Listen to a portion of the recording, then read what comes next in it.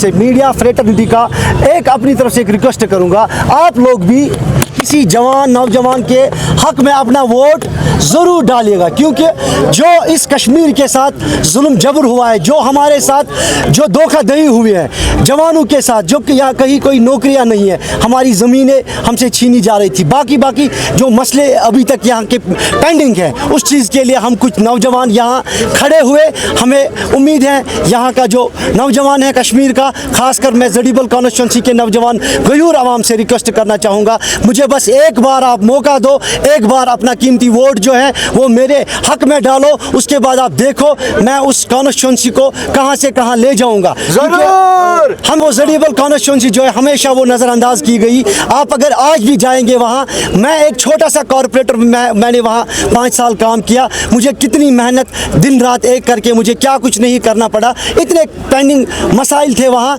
और आगे जो आप देखना चाहेंगे, जो हमारी कॉन्स्टिट्यूंसी है वो बहुत अभी बढ़ चुकी हैं, मुझे एक बार मौका दो, अपना कीमती वोट जो है खास कर नौजवानों से मैं अपील करना चाहूँगा। मैं भी एक छोटा ही अभी हूँ,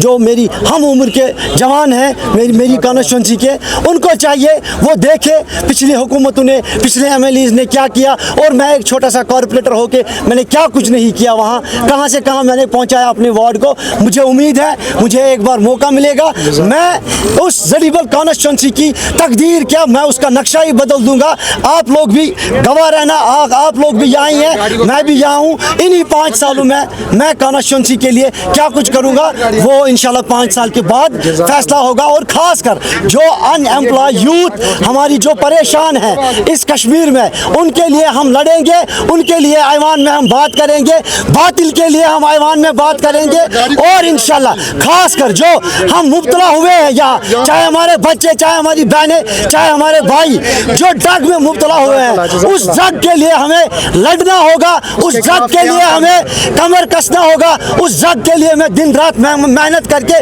उस ड्रग का नामो निशान इस कश्मीर से मिटा के ही इंशाल्लाह दम लेंगे हम।